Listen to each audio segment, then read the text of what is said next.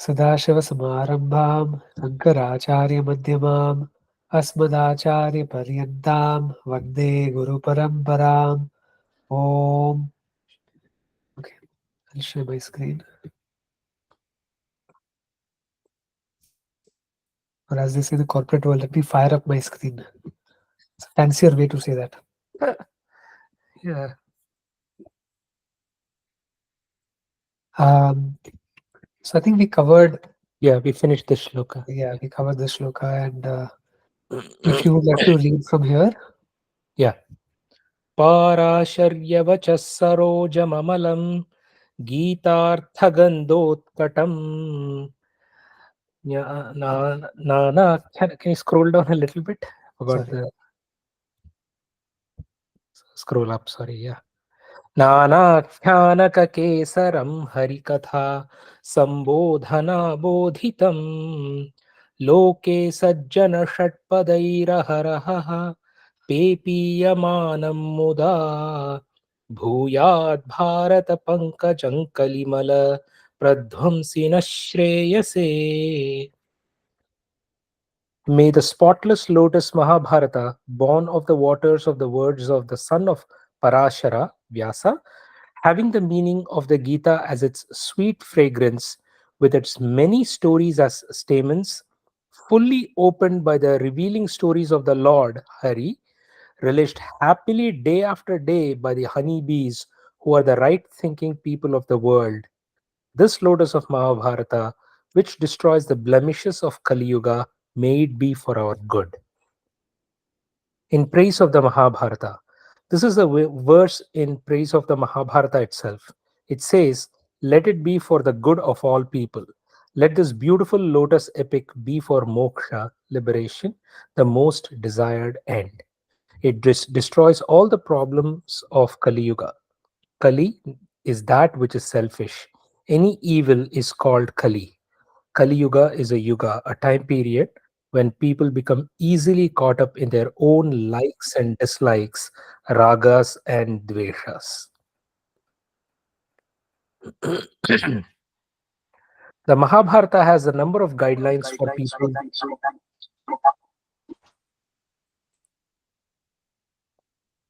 The Mahabharata has a number of guidelines for people to follow. It talks about ethics, personal, social, and political values, and even logistics through interpretative illustrations. The lotus that is the Mahabharata. What kind of a lotus is the Mahabharata? Just like any other lotus, it is born of water. It comes from the water of words. This water of words springs forth from Vyasa, the son of Parashara. Also, this word lotus is as clean as the lotus in the pond. It has the strong, sweet fragrance of the meaning of the Gita. A meaning is something silent, it is something that you understand. You can repeat a word because it is a sound, but its meaning is always silent. You can see a flower, but a smell cannot be seen anywhere. You can only sense it. Similarly, the meaning of the Gita makes the whole Mahabharata waft with fragrance. This epic is the lotus that exudes the fragrance of the meaning of the Gita. There are many small stories within stories. These stories are like the rows of stamens of the lotus. The stamens of the saffron flower are the most fragrant, whereas the stamens of the lotus are known for their beauty. If the Gita is the fragrance of the Mahabharata, then the stories are the stamens which impart beauty to it. Because of Krishna's presence in the Mahabharata, it is a Lord's story. Without it, the Mahabharata would be a lotus that has not yet bloomed. The opening of a bud generally requires the sun. Here, the Lord's story is the sun. It opens up the Mahabharata with devotion. It provides the light necessary for this opening. so we'll take a pause here and a couple of comments and observations, and also questions if anyone has. But um, this is really beautiful to understand what the Mahabharata is. Today, we had a small get together at home because of Ambika's birthday, and there were a few parents who had come along with their kids as well. Somebody was talking about we were talking about politics, as usually I'll rake a subject or two and then people will get into it. And so we were talking about how the Quran, for instance, right?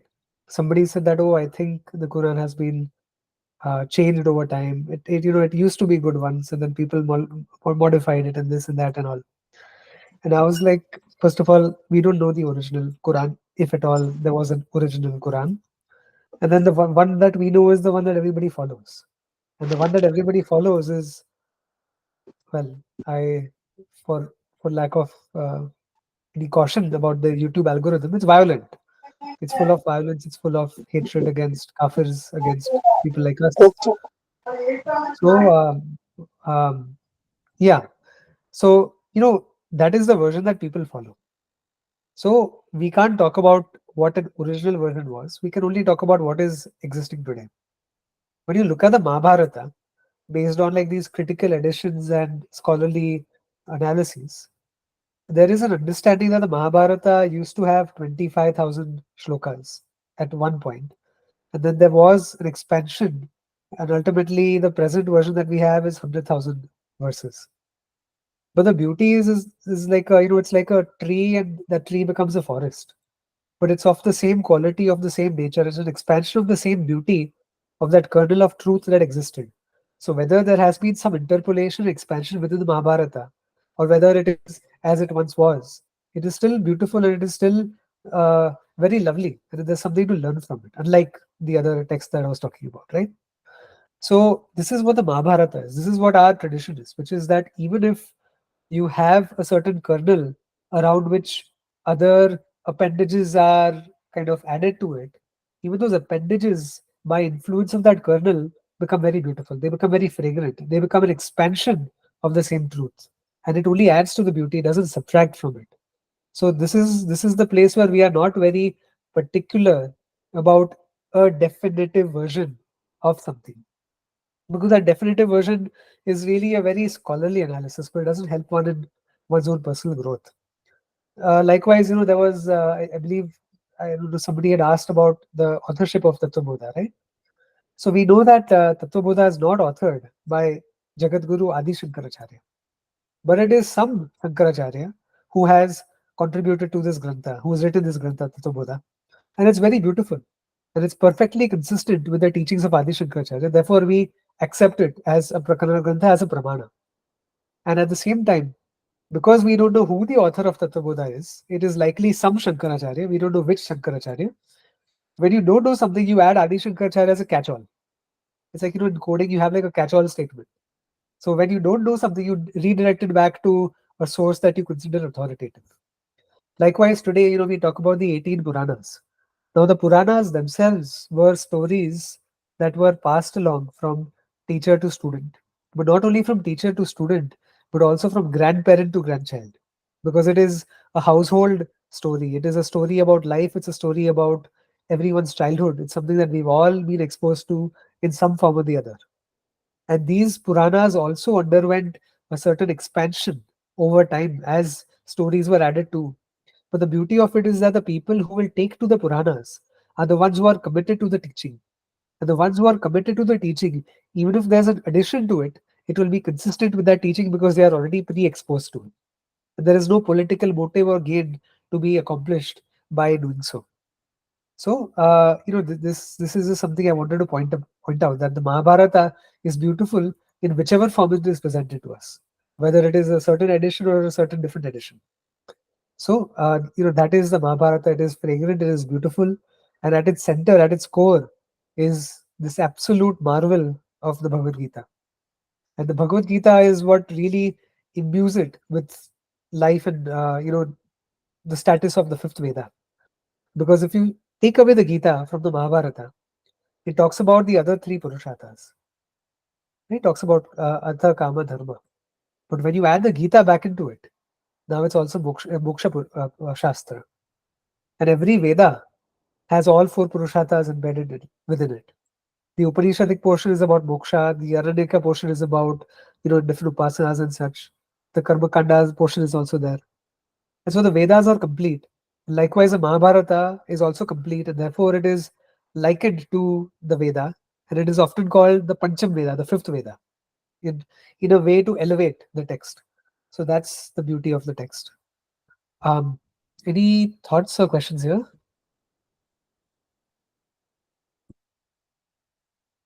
Okay, so I think we can continue with the next verse if you'd like to chant, or if somebody would like to.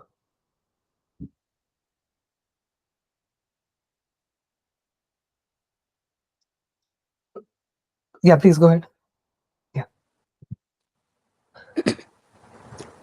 मूकं करोति वाचालं पङ्गुं लङ्घयते गिरिं यत्कृपातमहं वन्दे परमानन्दमाधवम् I salute Krishna, the Lord of Lakshmi, the wealth, whose nature is fullness, whose kripa, grace, makes the mute eloquent and causes the lame to scale mountain tops. Madhava is another name for Lord Krishna, one who has all the resources and wealth with him, who is Bhagwan, the Lord.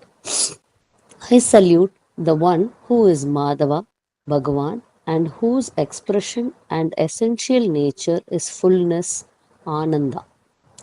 The Lord's grace. This verse adds something more. Grace, Kripa. Grace is something that is earned. It is not something that the Lord randomly distributes day by day. If He did, He would be partial, which is not the case.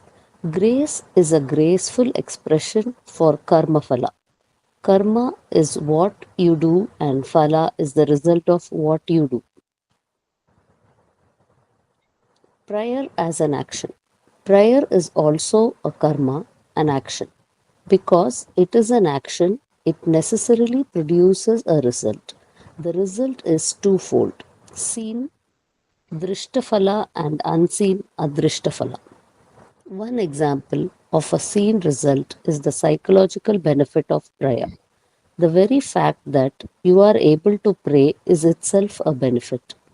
Also, as a result of prayer, there can be the psychological benefit of having someone upon whom you can rely.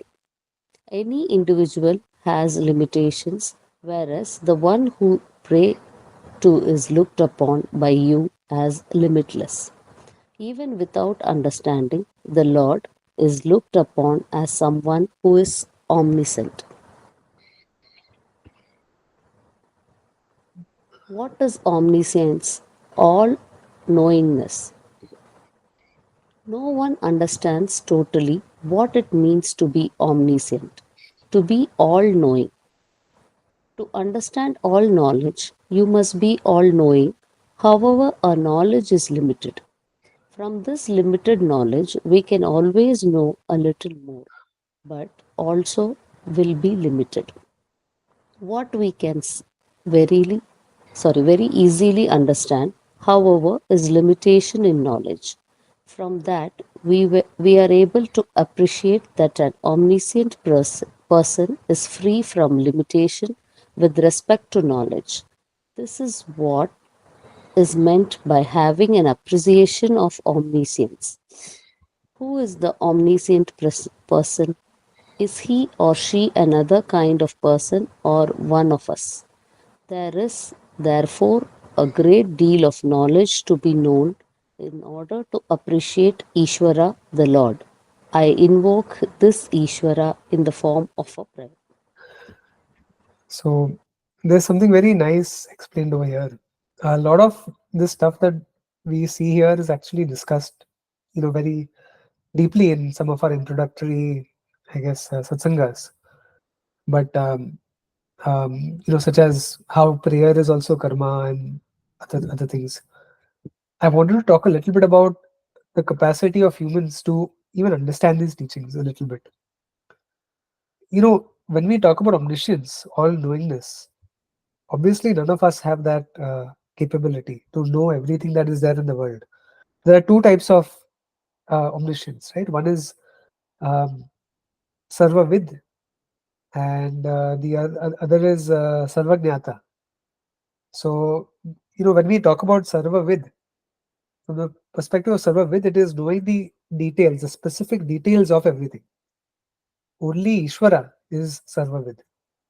All knowledge in absolute detail is only something that Ishvara possesses, not even, some jnani, Ishvara. Unless you are a Trikal jnani who is essentially an avatar of Ishvara, only Ishvara will possess Sarvavid. Complete knowledge of all details. And then when you talk about the other, here the person is the one who has a general understanding of everything, not a specific detailed understanding of everything. So, for instance, from a specific or from a general understanding, you can see I know the entire ocean if I know water. If I know that the content of the ocean is water, then effectively I know the truth of all the waves. That is possible. That is what one requires to be a jnani, which is to not know every single detail of everything, but to know that the details at the end of the day don't matter because the truth of everything is that thing that I'm trying to do. Okay, so slight distinction over there. Now, when we talk about this ability to appreciate, human beings are at a very nice point in our evolution. See, if you take a chimpanzee or a dog or any other creature for that matter, you can't explain concepts to them. You can only condition them. You can train them, Pavlovian conditioning. You can teach them a few tricks, right? I'll give you a cookie if you give me a paw shake, that kind of thing. But you can't explain what zero is. You can't explain the mathematical concept of infinity to a dog or to a chimp, but you can explain it to a human being. Now, a human being may not understand infinity in the sense of being able to grasp what infinity is, because we deal with a narrow set of experiences in our life. When we talk about kgs, typically humans range between 0 to 100 kgs, and then obviously above that you're really overweight. Some people are, of course, more than 100 kgs as well. But typically, that's our understanding of weight. So somebody tells you that, okay, do you have a sense of what 20 kgs feels like? If you lift up a 20 kg weight, you have an approximate understanding that this must be between 15 to 25, somewhere. You have a sense. If you lift a baby up, you know whether the baby is heavy or light. You have a sense of it. But suppose somebody tells you that, okay, can you give me an intuitive understanding of micrograms? Doesn't make sense. Doesn't fit here. What does microgram weigh like? I don't know. What does it mean to say that I'm going to pick up 50 tons of weight, or 5,000 tons, or 50,000 tons? What is the weight of the entire mountain in front of you? Doesn't make sense, because now you have no conceptual understanding of it, though you may have some mathematical appreciation. You don't know what it feels like. Same way, like, when we talk about numbers, finances, typically because we've dealt with some numbers in our life and you work with money and you might be dealing with some data and whatnot, you have a sense of what a few hundred thousands feel like. Just like your raw head. That if you have a screen and you have like 100,000 dots, you might have a sense of what that is. But once you cross a certain threshold, it's just a number at that point. You don't have an intuitive appreciation of how big a billion is. And I don't just mean how many zeros there are, but what it means for there to be a billion objects. Like, you can't visualize it. You can't even visualize a crowd of a billion people. It doesn't make sense intuitively. Because typically we haven't seen a stadium filled with more than like 30, 40, 50,000 people, right? Typically. So we think that we have an understanding or appreciation of these concepts of large numbers, but we don't, because we've not dealt with that. Again, in terms of years, 0 to 100, yeah, sort of, because it corresponds with people's lifespan. But if you talk in geological terms, you talk in like 2 billion years, 3 billion years, 5 billion years. Again, like, it's just a number, but it doesn't make intuitive sense for us. And at the same time, those details, that intuitive detail of what it means to be that number, doesn't matter as much as being able to understand that there is a very large number called infinity. That there is a very tiny, tiny, tiny fractional, minuscule thing called infinitesimal. right? And there is something called zero. And then again, when you talk about negative numbers, we don't have an intuitive understanding of it, but we know how to mathematically represent it. So we are in this very gray area where we understand a little bit, but we also don't have a great intuition of it. Now, that is also the case when it comes to Vedanta. Over here, we require that intuition to understand deeply and to be able to know as myself this anandam, this fullness, this wholeness, this completeness, that which is without limitation. And so, what I mean to say is, just as one has to train oneself to be able to see those things mathematically or whatever, one has to be able to train oneself to be able to come to grips with what it means when you say Satyam Jnanam Anantam Brahma. Because that which is without limitations is not our day to day experience. Yet, that is something that we have to grapple with when it comes to Vedanta, just in our understanding to begin with. After that, it becomes something that is natural to us. Okay, so I just wanted to make that point about limitations and whatnot. Any questions here? Good. Um, and I guess we can, one second, just seeing what's ahead. Okay, good. We can proceed.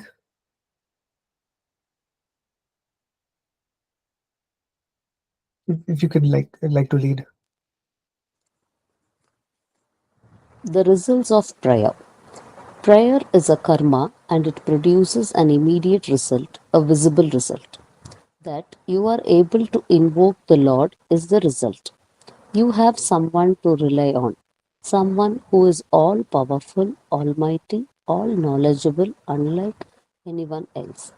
From this, you gain a certain strength, knowing that you can draw on this power to the extent that your capacity to draw on it allows. It is like having a huge reservoir of water. You need not bring all the water at once. It does not matter that your receptacle is small. Just knowing that there is so much water in the reservoir gives you a certain strength. Thus, the immediate benefit you experience because you are able to pray is that there is someone for you who is all knowledge, upon whom you can draw whenever and as much as you want. This is the Drishtafala, the seen result. You experience it even as you pray. There is also a Adrishtafala, the unseen result of prayer. That is what we call grace, which accounts for benefits which we cannot attribute to a particular day's prayer. How Any does questions here? grace All clear? Okay. how does grace come to you? Grace is earned in the same way that you earn anything else. Since you are not able to relate an unseen result to a given course of action on your path in the immediate past, we are constrained to call this result grace. This grace is able to convert a mute into one who is eloquent and enables a lame person to climb a mountain. Kalidasa, the celebrated poet, was considered to be mute, but because of grace, he began pouring out verses. Similarly, Valmiki became a great poet because of grace. In day to day life, we often hear various stories of the disappearance of incurable diseases. Cancer suddenly vanishes and no one knows how. We call it grace because the causes are not known. You can call such happenings grace, accident, or chance. However, a perspective person with a certain maturity and understanding of Ishvara appreciates these unseen results as what we call grace. Okay. So something very beautiful here. We like to assign mechanisms to and names to different processes that we know of in life because that's the human nature. No? You want to understand things. One of the things that makes us human is jignasa, curiosity. Jignasa applied to Vedanta makes one, of course, a great um, recipient of knowledge ultimately. But jignasa is applied to every enterprise in life. No, that's why you have these scientists. That's why you have mathematicians. That's why you have, people who push the boundaries of technology and so many other things. People who dig into the ground. Archaeologists are also discovering. They have jignasa. They have curiosity about what's buried there. Then some people have worried about what's above. Some people are worried about what's under. If it's above, then you are an astronaut. If it's under, you're an archaeologist. If it's everywhere else, you are having a job. But ultimately, we have some sort of curiosity, and we want to assign titles to mechanisms. If you have a certain phenomena you observe about why one object orbits another object, then you want to come up with some mechanism for it. You call that gravity. You want to come up with mechanisms. And in our arrogance, we when we discover a mechanism, instead of appreciating it as Ishvara's grace that's making the world function, making the planets go around and everything else really, we secularize it. And we say that, oh, this is just a law of nature. Okay, inert matter, just following a certain set of laws. Well, who is the lawmaker? You've explained the law. Does that explain away the lawmaker? No. In fact, if anything, the more you understand the laws, the greater should be your conviction that there is somebody who has imprinted these mathematical laws into the very fabric of the universe. They did not come about by happenstance. So there are two types of people really. One type of people who, as they understand the world, as they understand science, as they understand the way things work, they start chipping away at the role of Ishvara. That, oh, look, because we understood the world, we don't need Ishvara anymore because the world can be understood through laws. Then why do you need somebody to create it? Another set of people, fewer in number, but hopefully people like us, would look at the world and understand the world because it's beautiful. And it is to be understood, of course. But we will understand the world as a beautiful creation of Ishvara. And the more you understand the creation, the better you are able to appreciate the creator also. Right? It's kind of like, I don't have a great appreciation for Carnatic Sangeet or Bharatanatyam. I have some appreciation of it, but not as much as somebody who's trained in those fine arts or performance arts. Now, suppose you're a layperson who just goes to a concert. There'll be some appreciation that you might have for it because it might be beautiful to watch. But imagine somebody who understands all of the mudras and somebody who understands all the talas and then somebody who understands all the swaras and all of these things. That person's appreciation is tenfold, hundredfold, thousandfold, because now they enjoy it as a performance the way we do, but they also enjoy those little details that we miss. Right? So the same way, when you understand the laws of nature, when you take to science, when you take to mathematics, whatever it may be, understanding those things should only heighten our bhakti towards Ishvara as opposed to take away that bhakti. But somehow there is a strong correlation between people who are better educated and a rise in atheism. Ironically, if you have if you don't have a college degree, you have a greater chance of believing that there is somebody who's basically lend existence to this world as opposed to somebody who has a PhD, who believes that everything can be explained away just by formulas and mathematical laws. Tragedy. Because it should be the opposite, actually, that the more you understand, the greater will be your appreciation. So that's something I wanted to call out over here, that it is also grace to be able to appreciate. It requires grace to be able to appreciate, but once you appreciate, that grace is also multiplying. Very beautiful. Any questions here? Okay, we'll proceed.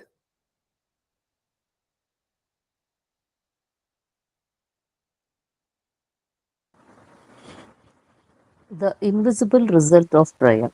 In a prayer, what you really release is an invisible force causing the adrishtafala, the unseen result.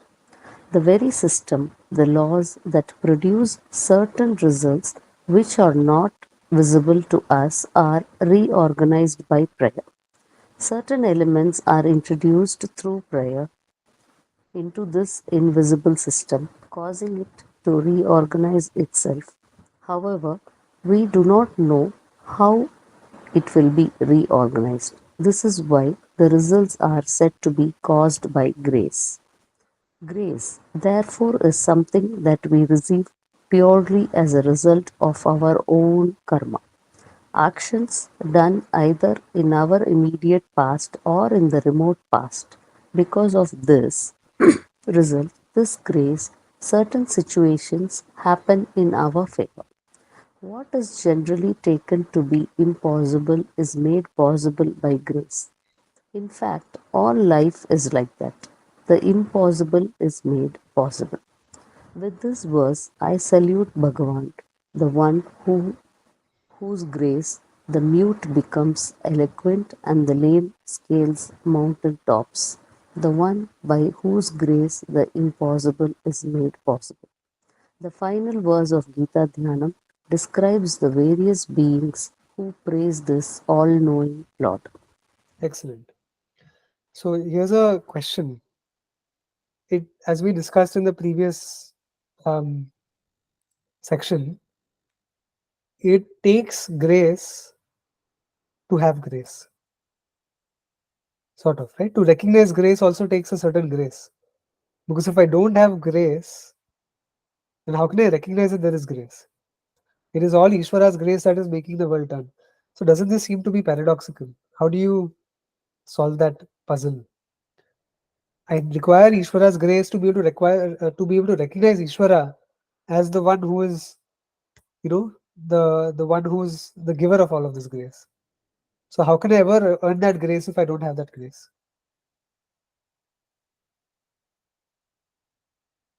What do you do? Is it some kind of a Purva Janma Sukruta or something like that that allows you to recognize that? Yeah, yeah. The only thing would be that it might become an infinite regress.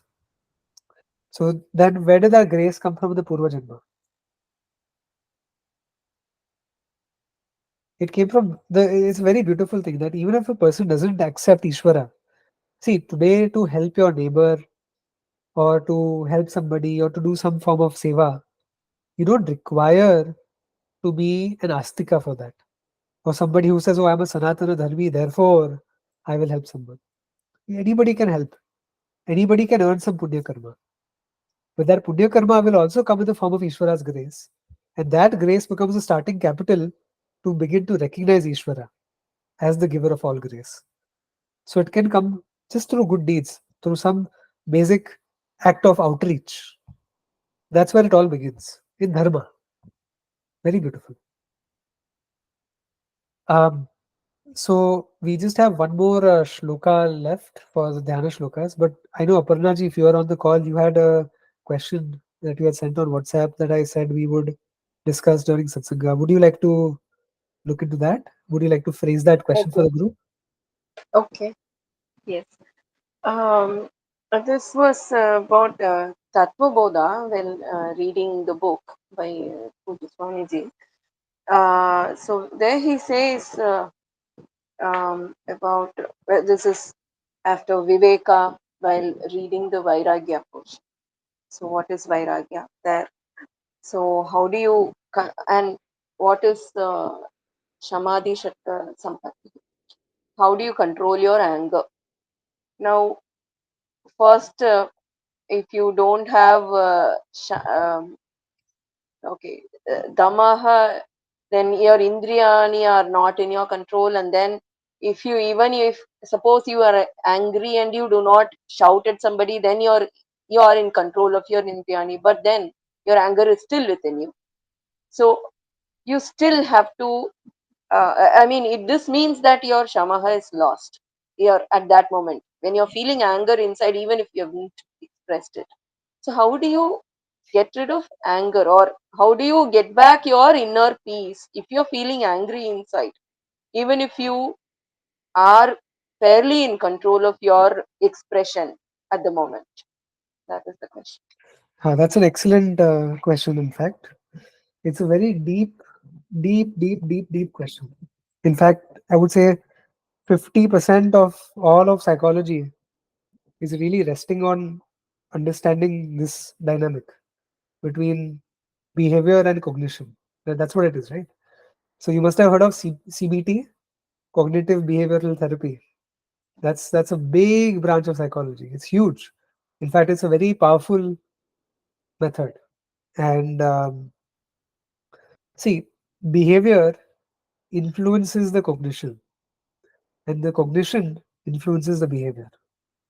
So the cognition is the shama part, and the behavior is the dhamma part. We knew all of these things a long time back. Unfortunately, today we don't give so much credit to the texts for actually discussing profound concepts of psychology before they were crystallized and before research papers were written about it. So what happens is, why do we say we start with Dhamma? Though in Tattva Shama is listed first, you actually start with Dhamma. You start with Dhamma because it's easier to control your behavior than your thoughts. But it's not control. In fact, I should not even use that word. It's a wrong usage of the word. It is management of one's behavior. You manage your behavior, you don't control it. Control kiya to what will happen? Pressure cooker explodes. So you don't want to suppress. Suppose somebody very irritating comes in front of you. This is very interesting, right? Like I had gone for somebody's birthday party, and they are not uh, particularly gracious hosts typically. So they always find a reason to be like critical of you somehow or the other. And anyway, I try to hold back my sarcastic tongue because I have a sarcastic streak. So once we went there, and we were a little late, sort of purposely, but we were a little late. And then the person said, "Oh, you came so early." It's like that sort of a taunt like thing. So my first reaction was like, "My God, I just want to walk away from here." But I held back because it would be rude to say something sarcastic at that moment, right? It's not a nice thing to do. So I held back. But then later, when that person went out of earshot, Unnati was next to me, like we made fun of it because I had to get it out. I'm not a great sadhu or anything. I felt very sarcastic. I felt like saying something mean, very nasty. So instead of like suppressing it, I told Unnati that, oh, this is what I felt like saying, by the way. So we both had a good laugh. Right? So what happens is, here you don't suppress it and you completely sit on it and, oh no, I'm such a terrible person for having a sarcastic response in my mind to something that somebody triggered in me. No, this is a normal part of human behavior and human thinking, that sometimes we are all pricked in different ways. I can tell you, you spend 24 hours with anybody in this group, myself included, and you will know exactly what our triggers and insecurities are. Okay. There are certain things that somebody will tell you which will cause you no pain at all. But that one thing, I bet you'll have that one thing. That if you hear that expression or that word or that whatever it is, you are going to feel so bad. It's going to get under your skin. And we all have that, right? We all have our triggers. So when somebody triggers you, you cannot say that, oh, I must not be triggered, because guess what? You have already been triggered, first of all. So then the idea that I must not or I should not is only a suppression. So what happens is you figure out a way to release that anger and do it constructively. If you can be witty about it, like Pujya Swamiji could, be witty about it. Don't be mean. Don't be nasty. Be witty. Once what happened is, of course, I'm not saying Pujya Swamiji was triggered. Excuse me. But as an individual, as a Hindu, as somebody who's representing members of your society, you have a certain responsibility to say things when you're being attacked, or when somebody is saying something. You can't just allow them to get away with it, right? As a responsibility, not because Pujya Swamiji is triggered. So in the light of that, what happened once was, Pujya Swamiji had gone to the zoo in Ohio, and one of his devotees took him to visit the zoo. So Pujya Swamiji was sitting there, in his Bhagava Vastram, orange clothes, saffron robes, and this must be in the 70s or 80s or something. So these Americans were all not exposed to sannyasis at that point. In fact, even today they are not. If you walk out as a sannyasi, they'll stare at you. One second, Ambika. Thank you. So they were not exposed to this kind of kapda and vastram. So what happened is, there was one rude couple, white couple, I suppose. So they were walking by, and that guy was trying to impress his girlfriend or whatever, whoever she may be. So then he pointed at Pujya Swamiji because they were in a zoo, and he told his girlfriend, "Oh, look at that one." So Pujya Swamiji, being the very witty person, he smiled, and then he looked at the girl and he said, "This one talks too." So he turned it into a little bit of a joke, and at the same time he gave the couple a laugh also, and he also diffused that guy's ego a little bit, right? Because he did so many things in one single sentence that this one talks too. Like, yeah, I am an animal, but yeah, look, I can talk. so, so that's how you do it. And so if you can be witty about it, but in a way that doesn't cause pain to somebody else, you'll find that the pressure has released, and over time that behavior will shape cognition. So Pujya Swamiji also talks about Viparita Bhavana. That sometimes if he gives this example in one of his talks, that if there's somebody at your workplace, a colleague that you don't like for whatever reason, because we all have people in our life that we don't like. Okay, let's be clear, we are not sadhus yet. We are trying to be, we are work in progress, but we still have our problems. So you don't like somebody. Maybe that person is a bit mean to you or whatever it may be. Yeah, this is an idealized situation. It doesn't work in US because you'll get some sexual harassment case on you.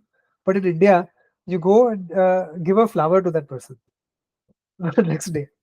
So the person will be very befuddled, like, "Hey, what did you do?" Then it will be very awkward for you as well. So the person will just take it, okay, take it. Or you give a small gift, forget flower, maybe that's an exaggeration, but you give a box of chocolates or some candy or whatever it may be. Something that's not awkward. The next day you do the same thing. 2, 3 times you do that. At some point, that person who doesn't like you will smile at you. And you'll also smile at that person, the ice is broken. Whatever it is that got in the way of the two of you all will have shattered in that moment. Because you created a moment of lightness and a slight awkwardness, but a little bit of a connection as well.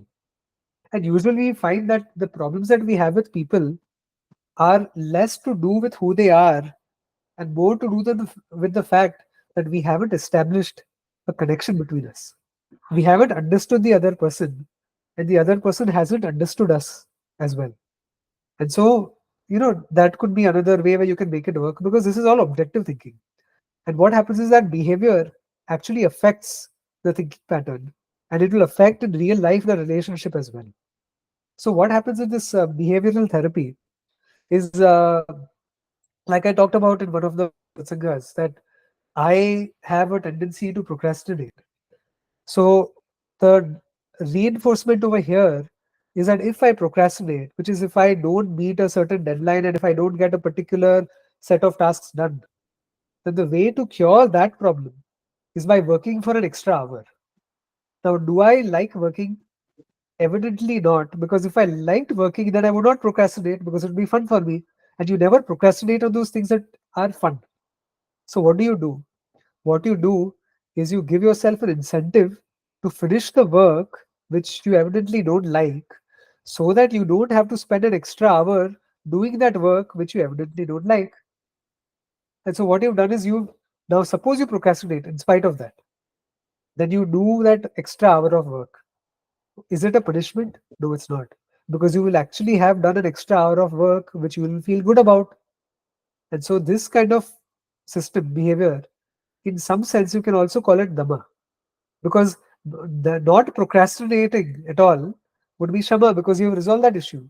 But here you reinforce a certain behavior in the form of Dhamma. Dhamma is not just stopping myself from doing something, but it is managing it in a way that is effective. Then, after a point, because I felt good having completed that work for that given day, that task or whatever deadline it was, I now have created a value for it. I have created a value for the fact that if I complete this work, these are the consequences of it. Good. I've also created a value for the fact that if I don't complete this work, I will take an extra hour to do it. And because I'd like to get on with my life and go home, I will complete the work. And so now the third time around, I'll not have to condition myself because that conditioning will already be present as behavior. So that is also Dhamma. What happens in suppression is that I haven't had a chance to be in touch with myself. I have suppressed a certain tendency. Suppose you want to say something very nasty. Suppose you want to do something very evil. but you only sit on that capacity, you've not been able to have had that conversation with yourself about the why, about the how, about the what. You've not had the ability to be able to challenge that assertion or that thought process. So allow that, this is a very beautiful video. I will encourage you all, if you are part of that traditional Vedanta study group. I sent a video where Swamini Swatma Vedanta ji is talking about how negative emotions can help you in your growth. So I was like, I listened to it today and I was in tears really, because some knot opened up inside me. Something opened up where I realized that those feelings, those emotions that I was trying to dismiss, not suppress. I knew suppression was bad, but even sometimes we have a sense of guilt that, oh, I'm studying so and so things, and then why do I still feel this way? Why do I still have extreme desire towards something? Why do I have extreme anger towards something, right? That sometimes even subconsciously we'll internalize it as a negative thing to get rid of. But in that talk, Swamiji showed us how these negative emotions can be perceived as our friends who are here to teach us a lesson. And when you allow them to teach you, for example, desire is there so that it allows you to have that fire inside you to get things done. Because without desire, I cannot do things. But she said it something very beautifully, and I'm not saying it as well as she does, but she says, allow desire to dance with you without being enchanted by it. Allow it to dance with you, allow it to be your partner, allow it to sit in your mind as Ichha Shakti, but don't come under its control. Allow yourself to be the leader of that dance. Court desire. Don't allow desire to court you. See, it's very beautiful. So in this way, when you think about it, you begin to see that Shama is not a battle I have to fight. And I used to think about it for a very long time, even subconsciously.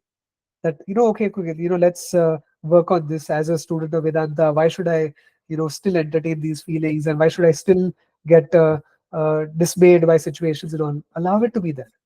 Sadness, welcome sadness, because when you realize you're sad, you realize that I need to do something else in life to better my situation.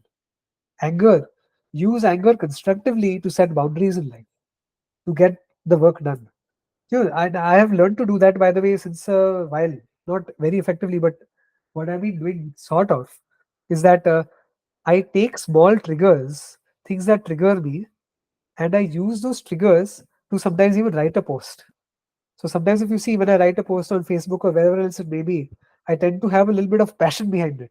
There's a little bit of fire and energy that's driving those pieces of writing. And oftentimes I allow something to trigger me, which gives me enough excitation, energy to go out and do something in terms of like writing or getting things. So allow even that anger to motivate you to make the world a better place and to make yourself a better life for yourself. So what happens is that as you start seeing these things, you begin to see that Shama and Dama are two sides of the same coin, just as behavior and cognition are two sides of the same coin. Behavior is born out of cognition, because when I think, only after I think I do. Doing happens after thinking. But as you're doing, the thinking itself starts undergoing a change, a transformation. Does that make sense overall? Like how these two relate and how suppression is not the answer to any of these things? Yeah. Yes. Okay. Thank you. One, I mean, related to that, uh, supposing you said about people you don't like at work, you can get away from them. But what if your children get on your nerves and you don't shout at them sometimes because you shouldn't at that moment, and then but you feel it inside, you keep it inside, you don't know what to do about that. Yeah, What do you do then? That is still suppressing, but what do you yeah, do then? yeah. Gets on the nerves sometimes, no doubt about it. And the way I handle it is, what I do? You have to give immediate feedback when there's a certain behavior. Immediate feedback, but without anger. Okay, you are angry, perhaps. She does something naughty. She's like, jumping around when she's supposed to be eating food. So what I do in that situation is I talk about consequences. I'll be like, okay, you are supposed to be eating food and you're supposed to be sitting in one place. And if you want to watch TV, sit in one place. Then afterwards we'll watch TV together. And if not, okay, you keep jumping around. We'll postpone TV. So what happens is that instead of allowing that behavior to get to you, which it does, by the way, sometimes it gets me, but then very quickly you have to gather yourself again. Very quickly you collect yourself and you figure out this is the behavior that's getting under my nerves. And it's not just getting under my nerves, it is not actually good behavior. How do I stop that from happening again? You give consequences to children. You give consequences. Very soon they will behave. Never ever threaten the child. The worst thing a person can do is corporal punishment. Only you have to be a completely, well, I wouldn't say completely worthless, but you have to be pretty low on the parenting ladder if you think that beating a child is a solution to getting them to obey. Because we're not trying to train dogs and monkeys over here. These are children. Ishwar has gift to us. So we can't beat a child. You could never, never, ever beat a child. Very, very bad. Because what it will do is it will temporarily cause the child to cease that behavior because it is negative condition. It's a punishment. When you punish, does everybody know Pavlovian conditioning? Sure, everyone's heard of that. Pavlov's experiments with the dogs. Mm-mm. Okay, so reward and punishment. Yeah. I'll give you an example. Suppose you have a monkey in a cage, whatever, very mean experiment. But suppose you have a buzzer, a red buzzer. If it presses a red buzzer, it gets an electric shock. If Right. it presses a green buzzer, it gets a banana. Mm. First time, what is it going to press? First time, 50-50. Not for anything. Red or green? First time it presses the green one, it's got a reward. Second time, what is it going to press? Green. Third time, green.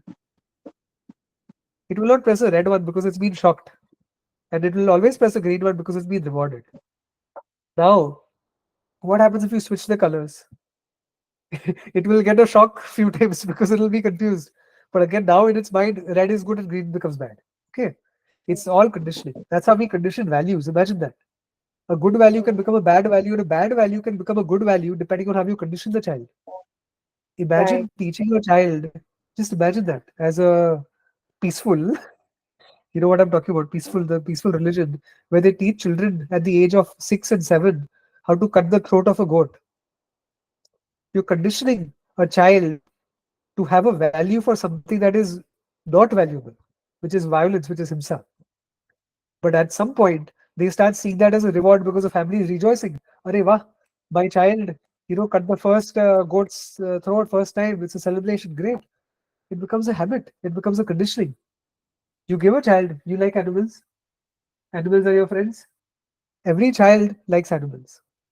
Every child will see a rabbit. What do you do when you see a rabbit? You hug a rabbit. You pet a rabbit. Do you eat a rabbit? What do you do with a goat? If you see a goat, do you eat a goat or do you pet a goat? You pet a goat. It's natural. I didn't have to teach her that. She likes animals because children are born to like animals, but you condition them to eat animals. You condition them to slit their throat, Bakri Eid, celebrate these things. So, how you condition child? First of all, modeling. You model certain behaviors. You live the life that you would want your child to live. If you want your child to be dharmic, live a dharmic life in front of them. If you don't want them to use rotten language, speak clean things in front of them. If you want a child to be well spoken, formulate sentences before them. If you want a child to eat their food in one place, sit while you eat. If you want them to be patient and not talk over you, don't talk over them. So this modeling behavior is another way, because what happens is that every child will grow up to be a little crude if they don't see their parents emulating the behaviors that they preach. You have to practice what you preach. So modeling is very important. That's why we provide archetypes to children. That's why we expose them to Krishna Bhagwan and Ram Bhagwan and Sita Ma and other role models, that you recognize that these are certain behaviors that you're supposed to cultivate as part of the human process. So, okay, sorry. Ambika, sorry, just a moment. Okay, go. So bedtime. All right. Sorry. Udit is distracted. 1 second. Ambika, distract Arjun. Enough. Bye bye. All right. So these things are essentially the way, because if you allow it to trigger you and if you shout back, what will happen in the moment is a child will learn that I don't like to be shouted at, therefore I must not exhibit behavior A. But does that mean that they have gained a value for it? No. They have cultivated a fear for it. Now, what happens is, suppose you don't want the child to do a certain thing. When they see you, because you shouted at them or because if you beaten them or whatever it may be, they will not do that behavior in front of you. They will do that behavior behind your back. That is the problem. So a lot of children, have you noticed, have you heard the expression rebel being used for teenagers? Teenagers are rebellious, but not all teenagers are rebellious. Some of you have kids. Are all of your kids rebellious? Probably not. Some of them might be. Some of them may not be. Some of them might be. Usually, kids will rebel when they have been put under too much parental pressure in childhood, when they have followed too many rules and regulations, when they've been sent to too many coaching classes, when they've been turned into an absolute nerd who had to follow a certain regimen. Ye time ko ye karo, wo time ko wo karo, do this, do that, do this, do that. Rules and regulations, no free play at all. That child will explode during their puberty years, during college especially. College time especially, they will explode after 17, 18 years. So you have to gain trust, friendship, compliance, model each other's behavior. Then you will find that within a couple of weeks, that behavior goes away. Another very important way to stop children from getting under your nerves, um, negative and positive reinforcement. So one thing that we've done with Ambika, for instance, is that we had a sticker board of certain behaviors that we wanted her to emulate. I'm going to get a bit personal here, right? It's like my mother, which is Ambika's grandmother, she tended to spoil Ambika on unsubstantial grounds, a little bit extra. Okay, not your typical grandmotherly love, but more like myself and Unnati may advise Ambika about something, but my mother may override that. And what that does is it creates a certain conflict of interest between different members of the family, and it sends big signals to the child. So parents are saying one thing, but grandmother says, "Oh no, no, no, no, don't worry, beta, everything's fine. Don't do this, don't do this. You want to play, go play. It's okay, right?" So that kind of thing is also very bad. So do not allow different members of the family to send mixed signals to the child, because then they will not know whom to follow and what to follow, and they will start. They will not know how to model their behavior. Creates a conflict. So as householders, everybody in the family should be on the approximate same page on how to um, handle certain situations and not have difference of opinions in how they're dealing with the child.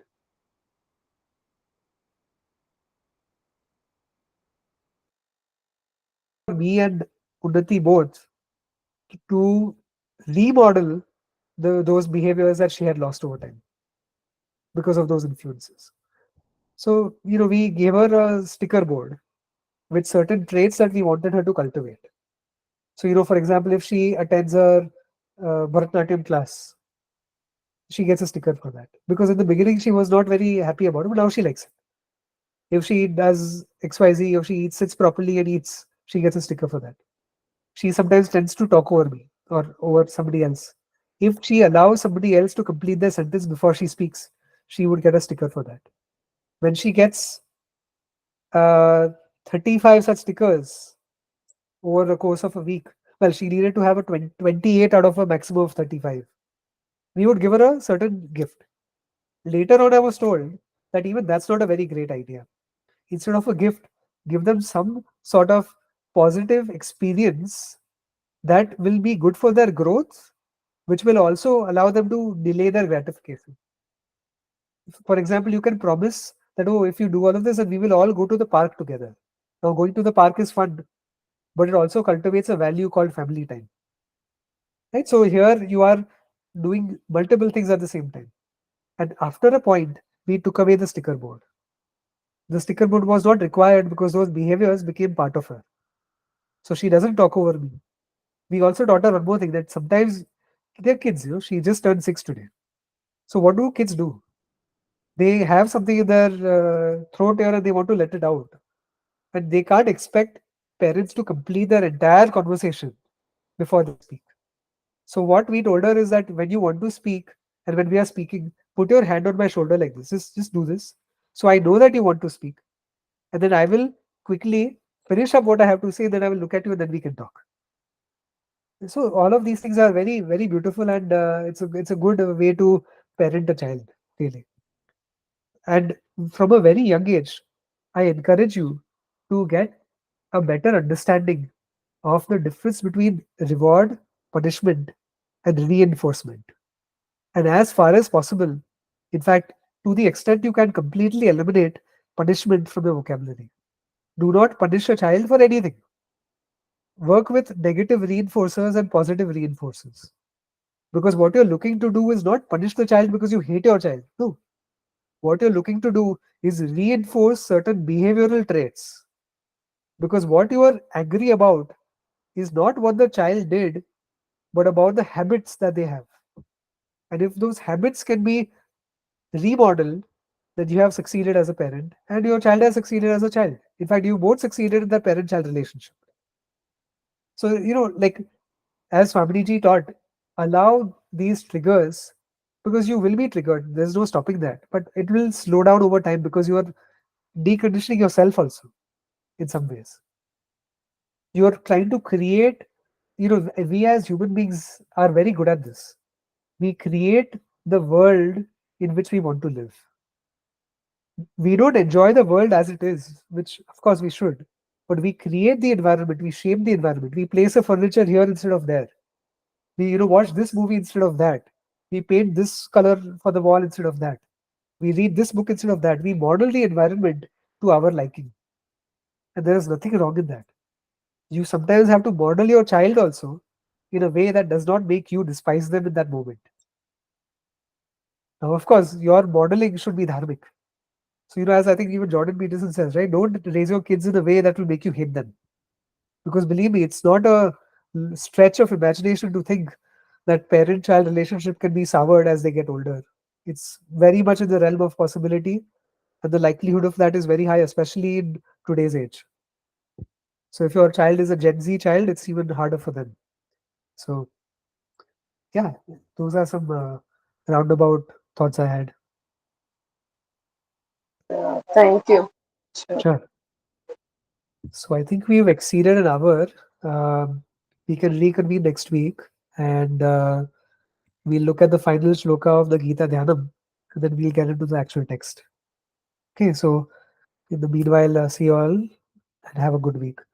Om Purnamadav Purnamidam Purnat Purnamudachyate Purnasya Purnadaya Purnashyate Om Shanti Shanti Shanti Harihi Om Shri Gurubhyo Namaha Harihi Om Namaste.